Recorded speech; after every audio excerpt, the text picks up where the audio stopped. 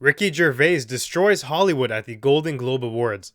I'm Marco Perri. Welcome to the Perri platform.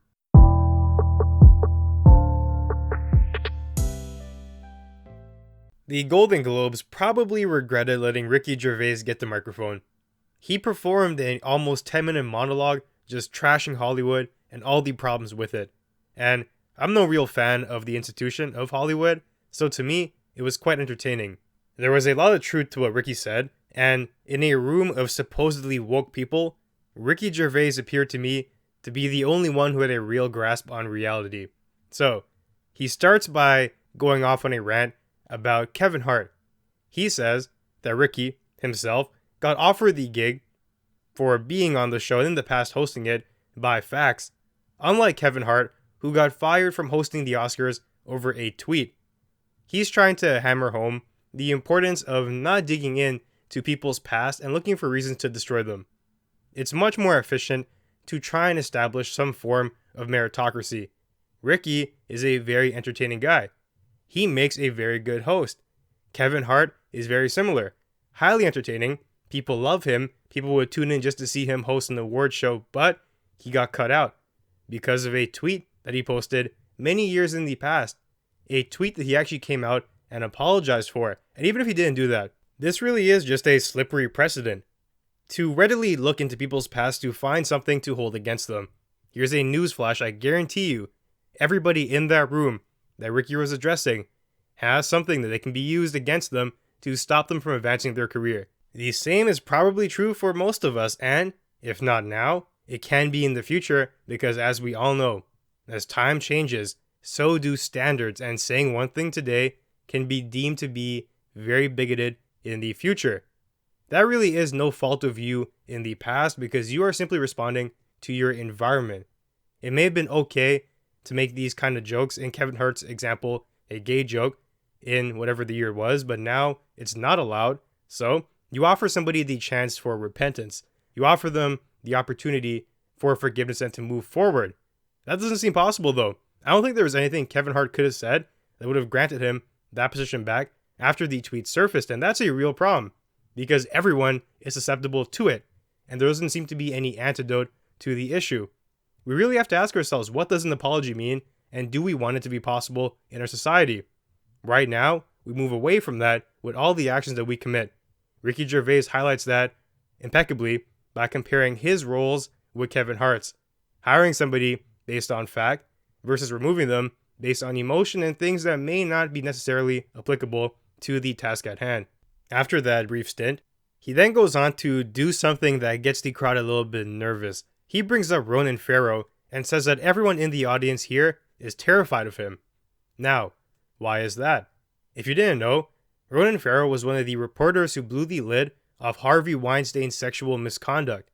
So Harvey is a film producer, and one day, dozens of women came forward and accused him of sexually harassing, assaulting, or raping them. Pretty bad stuff. So, why should the audience be afraid of the reporter? Why is Gervais making that joke? Because this kind of behavior is seemingly not out of the ordinary in Hollywood. Having a director take advantage of susceptible people, or not even a director, one of the higher-ups, someone with influence in Hollywood, they do that on a regular basis. Then, they also have people who cover up for them and defend the perpetrators. Now, Harvey himself is actually facing a lawsuit right now, and it seems very likely he's going to be found guilty, but I guarantee you, he's not the only one in Hollywood who is pulling this stuff. And I also guarantee you, there are people behind the scenes who are trying to actively cover it up. This is a deep-rooted issue, and it seems that it went under the radar for quite some time. Gervais is saying that everyone here, you guys are probably culpable in one way or another. You may have seen something and not mentioned it, you may have closed your eyes to it, you may have moved past it, or you may have been an active perpetrator in these activities. You guys are in danger and Farrow might come and find you. Gervais says that guy, that reporter who exposed Weinstein, he's on your tracks, and he says something pretty funny. He's coming for you. He's coming for you, you perverts. And then there's just an awkward giggle. The audience doesn't know how to respond to it. They're like, oh snap, this is getting real. Do we laugh to kind of brush it off, or do we just be silent and reveal our implication in the matter? This is where things get kind of uncomfortable for the audience and Gervais, but he is speaking the truth here. And I would play you all these clips, but I have to be wary of the copyrights. I'm going to play them selectively. There's one coming up in a second, but first, he then moves on to something that the left is perpetuating. The far left, really. A concept that if things aren't equally split according to perfect societal racial representation, some form of racism is at play here.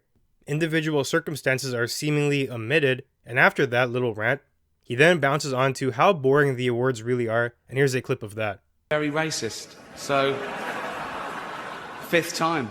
So, we were going to do an in memoriam this year, but when I saw the list of people that had died, it wasn't diverse enough.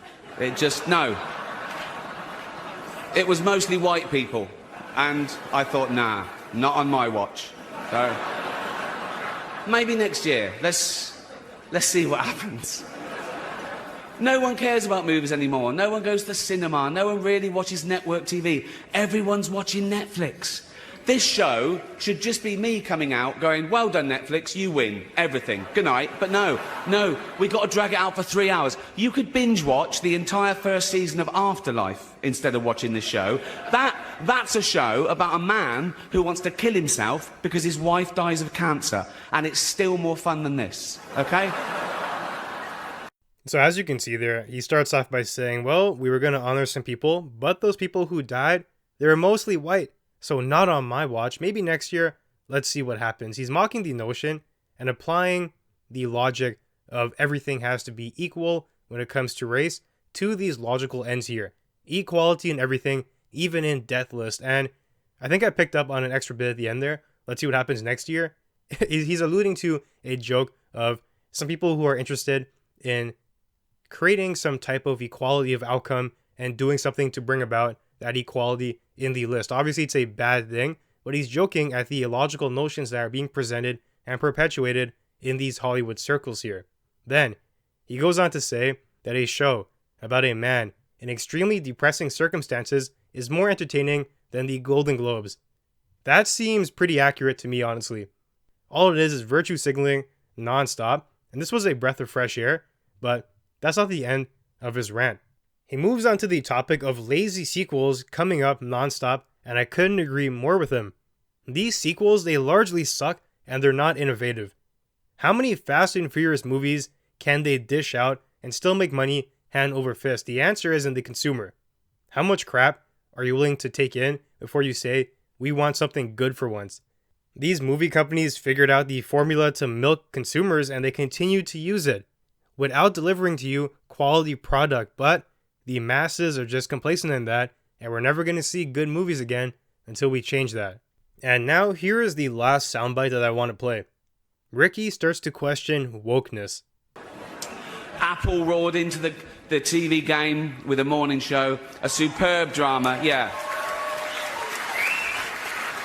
a superb drama about the importance of dignity and doing the right thing, made by a company that runs sweatshops in China. So, well, you say you're woke, but the companies you work for, I mean, unbelievable. Apple, Amazon, Disney. If ISIS started a streaming service, you'd call your agent, wouldn't you? So, if you do win an award tonight, don't use it as a platform to make a political speech, right? You're in no position to lecture the public about anything. You know nothing about the real world. Most of you spent less time in school than Greta Thunberg. So, if you win, right, come up, accept your little award, thank your agent and your God.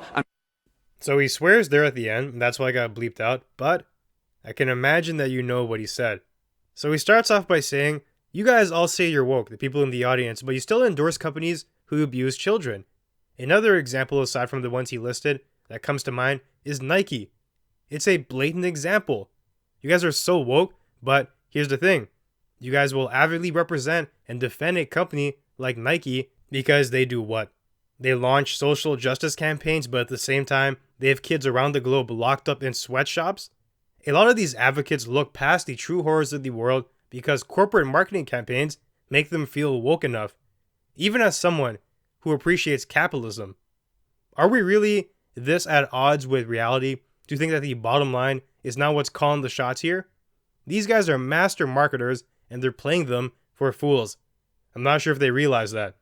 So, the same logic actually stretches to the woke celebrities themselves when they're making decisions, not just companies.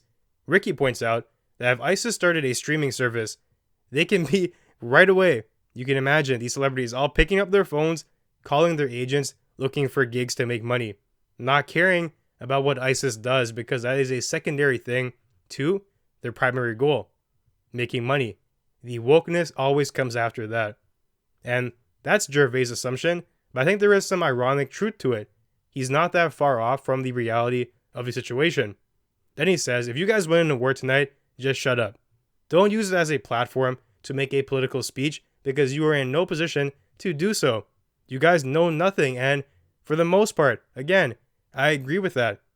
It's just a vain attempt to pat yourself on the back by talking about issues that you have no idea about whatsoever. We can't be fooled into thinking that these people, these celebrities who go on stage are the same people who are spending hours of their day studying topics and learning about world issues. They're simply not. They're on their treadmill, getting ready for a new acting job. They have an agent who tells them what to say, or they're doing something else totally unrelated. Then they go on stage and want to act like a subject matter expert. Aside from the rare exception, I don't know how we can actually buy this. Nobody wants to hear these grandiose speeches. The injection of politics and virtue signaling into all facets of life is tiresome. This is an award show, not a political movement. I also find it comical how they still continue to cheer the audience as Ricky is just shredding them. He's exposing all of them for their idiocy and hypocrisy, and they're just like, yes, please, give us some more. We're feeling awfully masochistic today, or something. Now, aside from all this, Ben Shapiro also analyzed the speech, and he made a point that Hollywood plays a big role in advancing what he calls the culture war. So, in a nation, Shapiro thinks that we need things to tie people together. These are commonly either philosophy, history, or culture. So philosophy, that's already eroded. The ways in which people think are completely different from their neighbors. And also history, I think that's eroded too. People have different opinions about what the country stands for, where it came from, what its roots are, and supposedly now, America's on their last leg. The culture, and there is a war raging in that. The ways in which people choose to live their lives and operate in America is being pulled apart into two opposing forces bent on destroying the other.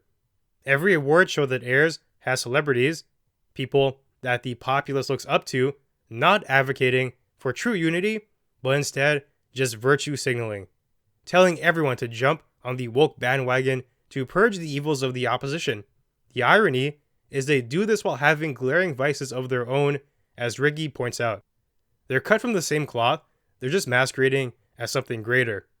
And this is also yet another reason why idolization of celebrities is a recipe for disaster. They are people too, not gods. I don't know why we need a reminder about that. Now, I must make a distinction also. Admiring a celebrity or someone who's famous for a specific talent or action is fine. If you see an actor and you actually want to be an actor and you think this guy's amazing at the job and you admire them for their acting skills, that's fine.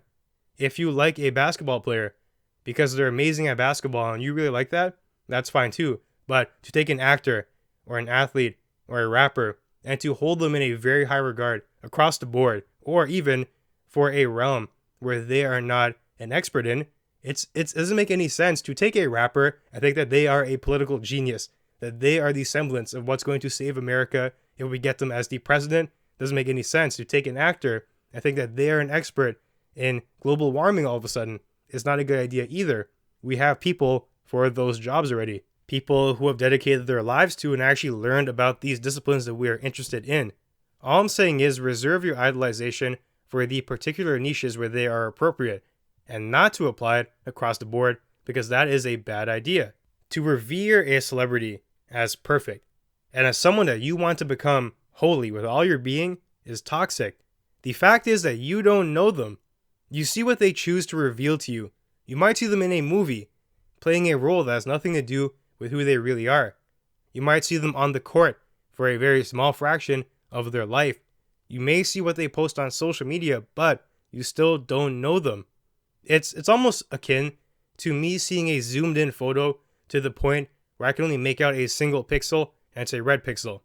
Then I make the assumption that, oh, it's red. Let's say it's pepperoni. And I want to eat it so badly that I start to buy into this myth. And next thing you know, when the picture is zoomed out and I finally get a grasp of the context around it, it turns out I was looking at a bloodstain. Bill Cosby got to some people. Weinstein got to some people. Epstein got to some people. It's a common trend here, and when are we going to learn? Basing your role models off of people who you don't even know in areas where you're not familiar with them doesn't make any sense. Bill Cosby may have been America's dad on a TV show, but doesn't mean that he is that way in real life. Let's drop the facade and be real. Most people would rebel against the idea of placing another person above themselves, so why do it willingly with these celebrity strangers? Hollywood culture really is a vat of hypocrisy, and to continue to buy into that is doing no good for you, for your community, or for society at large. They have the power to make use of their awesome platform, but they continue to do the opposite, and Gervais points that out brilliantly. Now, obviously, I think that Gervais' monologue was great, but not all media thinks along the same lines. A lot of people are writing headlines like, oh, did Gervais go too far? These were some awkward jokes that nobody liked and whatnot, and to me, that's just them being defensive and not being willing to grasp the truth. No more objective journalism, because the reality is, a lot of things that Gervais says as jokes is true when you remove that top layer of irony. Lots of what he says is the reality of Hollywood, but that's a major contributor to the media industry themselves, so they're going to act in ways to defend them. It's a shame. So, that now brings me to the end of today's conversation. If you enjoyed the content, be sure to leave a review and share. That will help us grow. And you can also find me on Twitter and Instagram at Perri Platform. Thanks for joining me, and I'll see you soon.